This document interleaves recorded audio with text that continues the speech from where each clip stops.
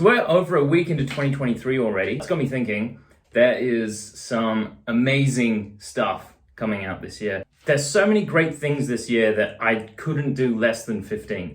So I'm going to power through these. These are the top 15 pop culture releases coming out in 2023. Number 15 is Hogwarts Legacy on PS5 coming February 10th.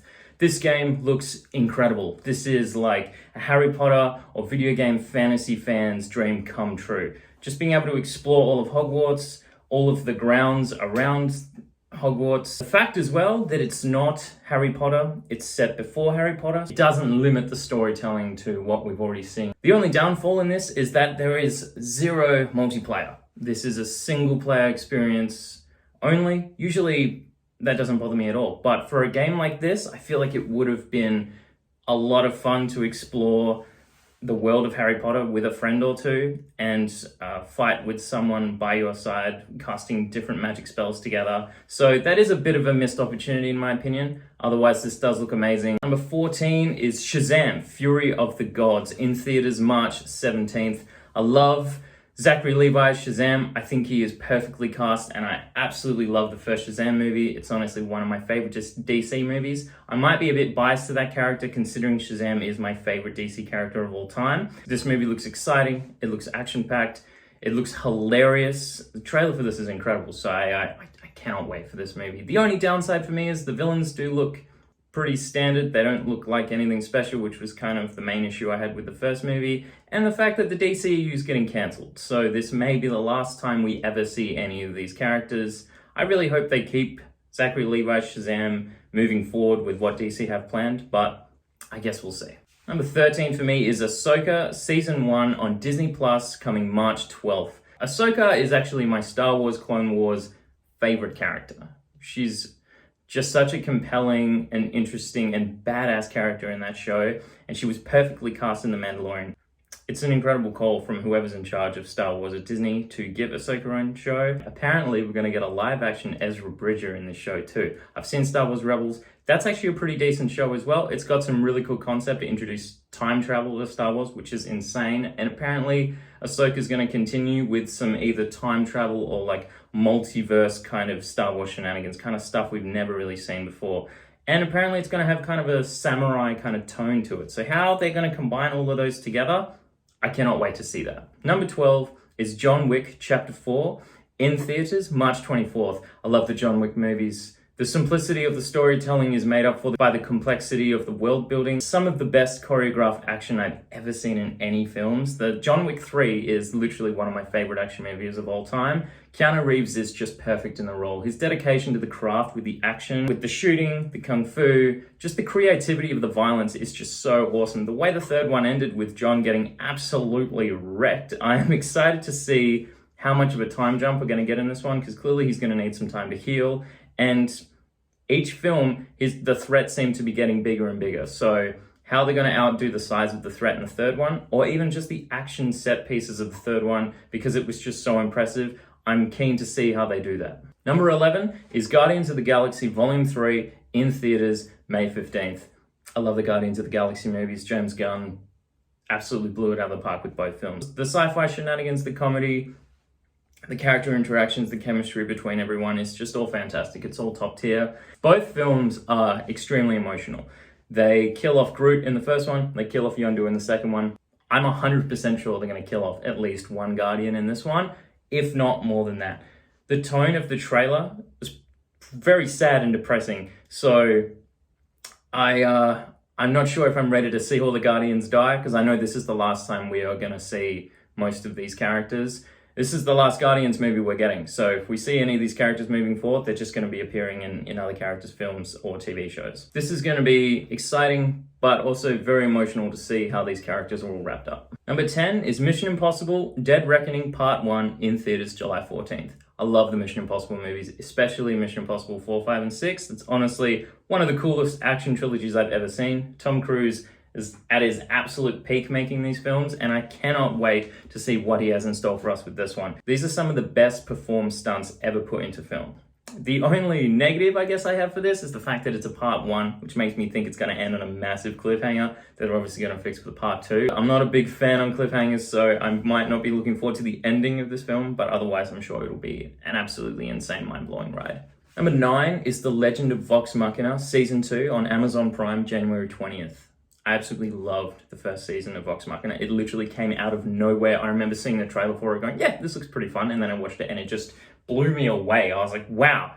Not only was that a hell of a lot of fun, that is like top 5 adult animation TV shows I've ever seen. It's incredible. I don't know anything about D&D. I've never played it. All I know is that it exists. And the fact that the show makes it so intriguing, it almost makes it intriguing enough that I kind of want to check it out. Almost.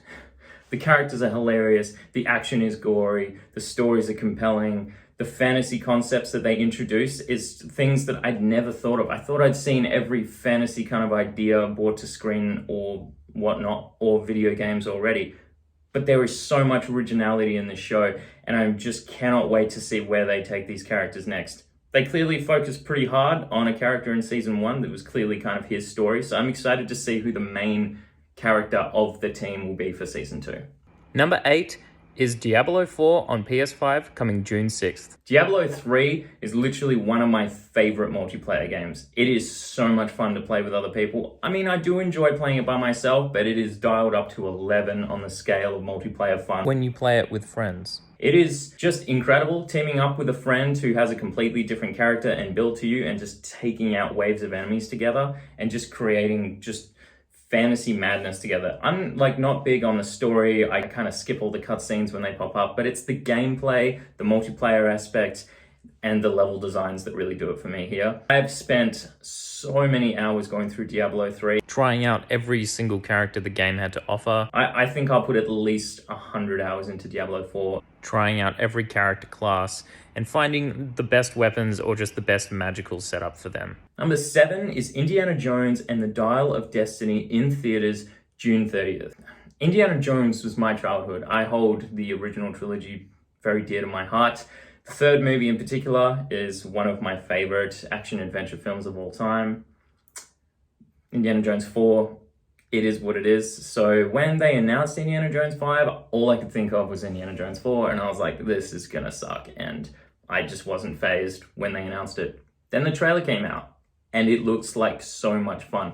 I remember watching the trailer, getting literal chills the entire trailer. I didn't realize how much I needed Indiana Jones back in my life. It just took me straight back to my childhood. I don't know if this is my nostalgia speaking or if it's just a guilty pleasure of mine, but I am so excited for this. Way more excited than I ever thought I'd be. The fact that it's this high up on my list. I can't wait to see where they take Indy next. Number 6 is The Mandalorian Season 3 on Disney Plus March 1st. The Mandalorian is my favorite TV show I've ever seen. It's the best Star Wars storytelling, just the Western theme of it all. I love Pedro Pascal as the Mandalorian. He's an absolute badass. The action scenes are so well choreographed. The special effects look incredible. The characters, and of course, Baby Yoda, Grogu. You just can't go wrong with him. He is just adorable. Season 1 and Season 2 were perfection. Season 1 was next level Star Wars in my opinion. It was bringing it back after the train wreck of a trilogy that we just got before that. And then Season 2, they outdid Season 1. So I couldn't believe it. The only negative I have here is that I feel that the main plot they had for The Mandalorian was wrapped up at the end of Season 2. And it was emotional, but it was a perfect ending to the show. So I'm kind of worried where they're going to take Season 3. I'm not sure if it's going to feel needed or if they're doing it just because Mandalorian is such a huge moneymaker for Disney. And if they're just making it for the money, there's still so much wicked Star Wars storytelling they can use for this.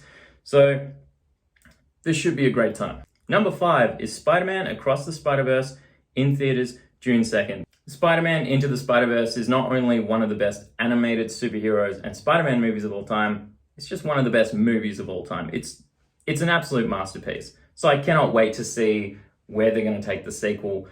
The teaser trailer for this has been released, and it's enough to get you insanely hyped for the amount of cameos that's going to be in this movie, but they don't really reveal much of the story. The animation in this alone is just so iconic. The fact that they're bringing back my boy Spectacular Spider-Man, and we're going to see Insomniac's PlayStation Spider-Man in a movie, let alone in the same movie together. It's just going to be amazing. Number 4 is Invincible Season 2 on Amazon Prime 2023. We don't have an official release date for this yet, but it's coming this year.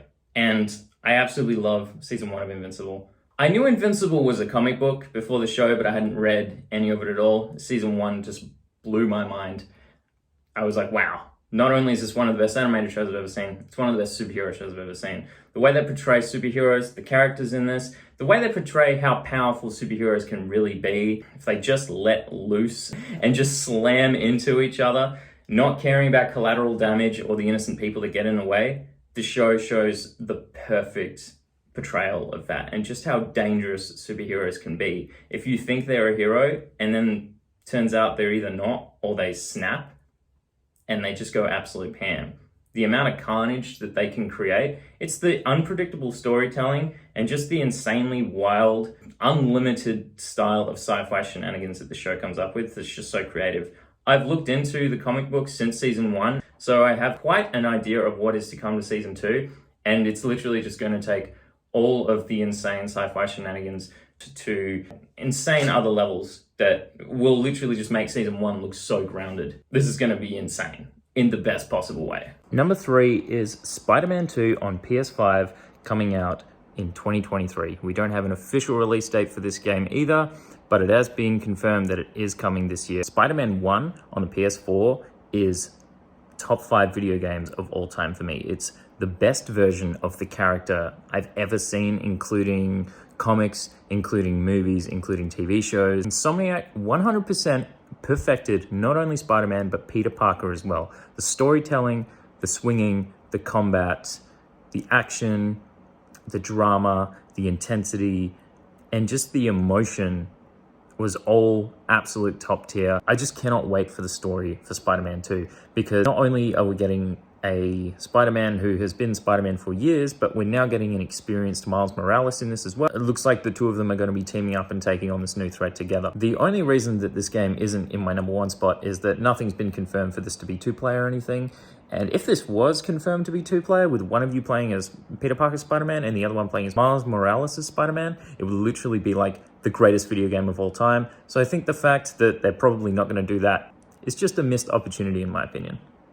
Otherwise, I'm sure this game will be just as perfect as the first one. Number 2 is Suicide Squad Kill the Justice League on PS5, May 26th. This game is the reason I bought my PS5. I remember seeing the trailer for it and it just blew my mind in the best possible way. I was so excited, and then I saw it was next gen only. So I was like, okay, I'm getting a PS5. So the second this game comes out, I'm ready to play it. The fact that it's multiplayer and you can all pick a member of the Suicide Squad each to hunt down and take out the Justice League, I just love that concept. The trailer for this was hilarious. It was action-packed, a perfect mix of tone, character, and these amazing graphics. The only downfall on this, we haven't actually seen any gameplay yet. I don't 100% get my hopes up for a game until I've seen some gameplay. And the fact it's set in the Arkham games.